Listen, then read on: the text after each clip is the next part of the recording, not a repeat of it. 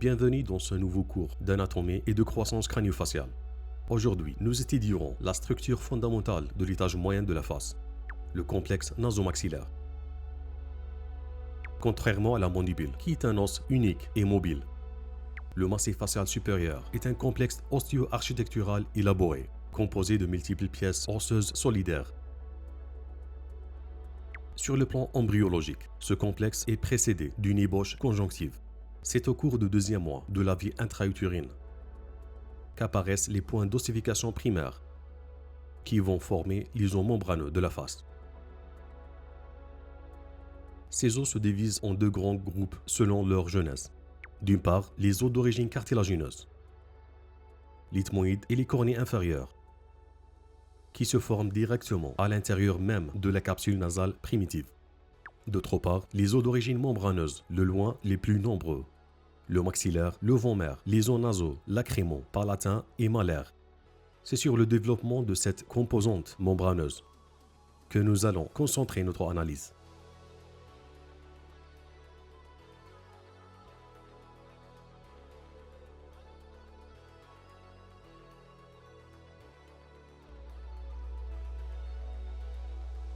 La jeunesse du maxillaire supérieur débute très tôt, au cours du 10e mois de la vie intra-utérine, étant un os d'origine exclusivement membraneuse. Son ossification démarre à l'extérieur de la capsule nasale, à son contact. Pour chaque hémimaxillaire, deux centres d'ossification primordiaux apparaissent. Un point antérieur, le centre prémaxillaire ou point A, se situe sur l'orifice nasal. Il donnera naissance en bas au procès alvéolaire de la région incisive, en avant à l'épi nasal antérieur et en haut à la partie antérieure de la branche montante du maxillaire. Un point postérieur, le centre postmaxillaire ou point B, situé sur l'orbite. Celui-ci est à l'origine en bas des procès alvéolaires s'étendant de la canine au molaire et au haut de la partie postérieure de la branche montante, du plancher de l'orbite et de l'apophyse malaire. Juste après leur apparition, ces deux centres fusionnent pour former une lame osseuse continue. La zone de jonction des deux lames constitue ce que l'on appelle la suture incivo-canine.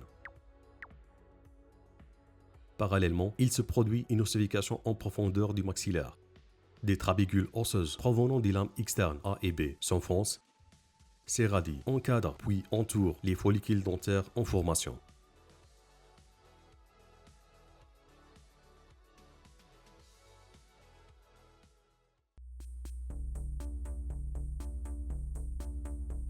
Passons à la croissance postnatale, en commençant par la dimension transversale.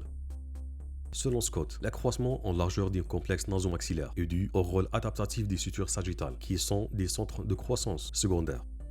Les sutures intervenant dans cet accroissement transversal sont la suture internasale, la suture maxillomalaire et les sutures intermaxillaires et interpalatines. Ces deux dernières forment ensemble la suture médiopalatine. L'activité de ces sutures est surtout dominante pendant la vie fœtale.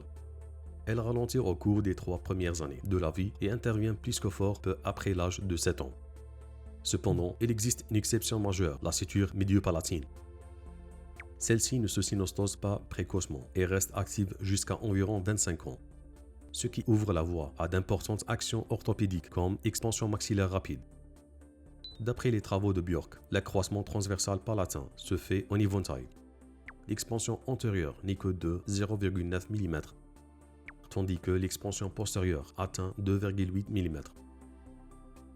La suture médiopalatine est mise en tension par différents processus expansifs. D'abord, la croissance transversale de l'ethmoïde et des fosses nasales portées par le flux aérien. Ensuite, l'appui de la langue sur la voûte palatine et sur les remparts alvéolo-dentaires supérieurs au repos comme lors des fonctions, telles que l'a démontré Talmont. De manière plus générale, les rôles des fonctions est déterminant dans les développements transversals. La respiration nasale joue un rôle majeur dans les développements oropharyngés. La phonation et la mastication contribuent à modeler les structures.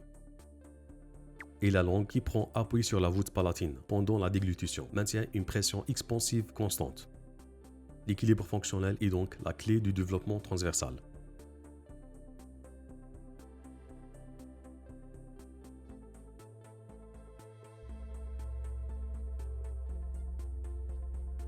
L'accroissement en hauteur et en profondeur du complexe nasomaxillaire repose sur une double mécanique, suturale et remodelante. La croissance suturale est assurée par un système de 7 sutures, véritable amarrage reliant le maxillaire à la base du crâne et aux os voisins. Ce sont les sutures frontomaxillaires, frontomalaires, temporomalaires, zygomaticomalaires, maxillomalaires, pterygopalatines et maxillopalatines. Ensemble, ces sutures poussent littéralement le complexe nasomaxillaire vers le bas et vers l'avant. Passons maintenant à la croissance remodelante du maxillaire supérieur, qui modèle la forme finale de l'os par le jeu des appositions et des résorptions périostées. En largeur, on observe un élargissement en arrière du palais, dû à l'allongement divergent de l'arcade, au fur et à mesure de l'apparition des dents, notamment les molaires. À cela s'ajoute une apposition osseuse au niveau des tubérosités.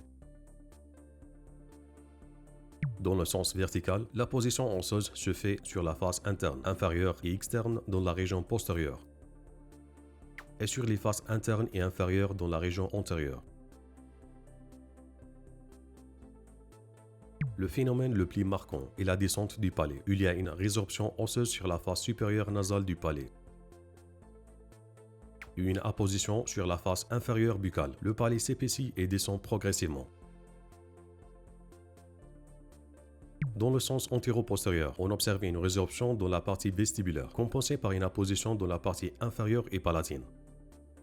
Il faut également noter le recul de l'épine nasale postérieure, accompagné d'une apposition à la face postérieure de la lame horizontale du palatin. Enfin, le développement des tubérosités maxillaires en postérieur libère l'espace nécessaire à l'éruption séquentielle des molaires définitives.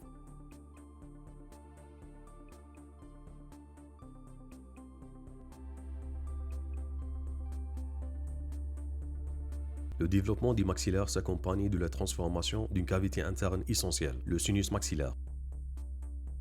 À la naissance, il a la forme d'une gouttière creuse, minuscule, avec un aspect ovoïde. C'est seulement par suite de la croissance verticale du complexe nasomaxillaire et des phénomènes de dentition que cette masse osseuse s'agrandit progressivement et prend sa forme pyramidale définitive.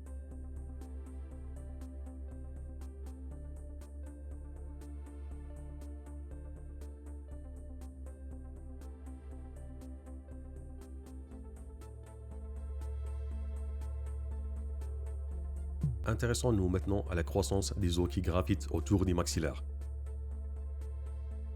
Chaque os palatin se développe précocement dans le tissu membraneux qui tapisse la face interne de la capsule nasale du chondrocrâne. Un centre d'ossification apparaît dans la région qui correspond à l'angle des deux portions, horizontale et verticale, du futur palatin. Certains auteurs décrivent toutefois l'existence de plusieurs points d'ossification. Les os malaires sont d'origine exclusivement membraneuse. Ils se développent à partir d'un seul centre d'ossification, bien que certains auteurs en décrivent 3. Situés extérieurement et latéralement par rapport au maxillaire, ils ont tendance à s'éloigner l'un de l'autre par suite du développement normal de leur support.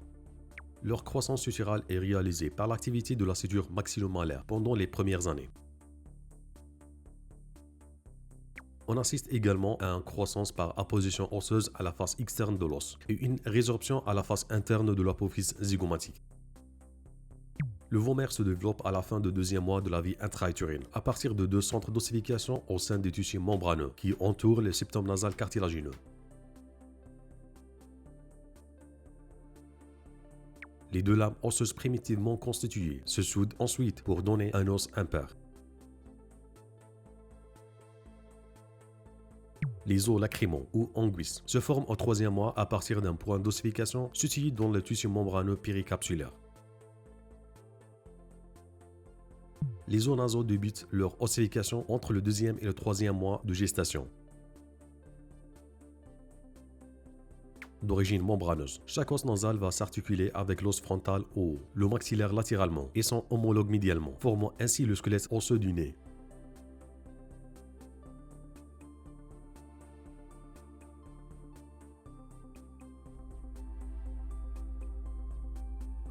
La croissance des cavités orbitaires mérite une attention particulière. Elle est assurée principalement par la croissance subturale. Elle est très active durant les premières années de vie et augmente la hauteur de l'orbite. Cette croissance est pratiquement terminée dès l'âge de 5 ans. Les sutures frontomaxillaires et frontomalaires contribuent à abaisser le plancher de l'orbite. Cependant, la position osseuse s'oppose à cette descente du côté interne, de sorte que la partie externe du plancher orbitaire est plus basse que sa partie interne. Cette asymétrie est un point important à retenir. Par ailleurs, la paroi externe de l'orbite subit une résorption, produisant un déplacement vers l'extérieur et un élargissement progressif de la cavité orbitaire.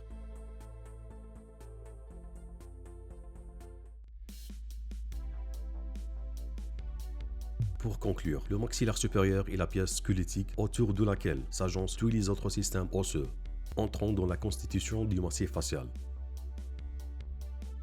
Mais il est aussi hautement tributaire des influences environnementales et se laisse modeler du fait de sa très grande richesse en sutures. Le domaine de la croissance apparaît donc extrêmement vaste, varié et complexe, tant par l'étude de ces mécanismes que par sa description. Il est indispensable de connaître le mode de croissance du maxillaire afin de comprendre les pathogénies, qui sont fréquemment le résultat d'une croissance inadéquate. Nous achevons ici l'étude de ce module. Si vous avez apprécié cette approche détaillée, n'hésitez pas à soutenir notre travail avec un pouce bleu et à vous abonner pour ne manquer aucune de nos prochaines vidéos. Pour valider votre compréhension et ancrer durablement ces notions, je vous donne rendez-vous sur DentaQuiz. Vous pourrez vous y auto-évaluer grâce à nos séries de QCM officielles, classées par cours selon vos besoins, avec des explications détaillées. On se retrouve très prochainement pour une nouvelle étape de notre programme. D'ici là, rappelez-vous, l'excellence n'est pas un acte isolé, mais une habitude forgée par l'apprentissage continu.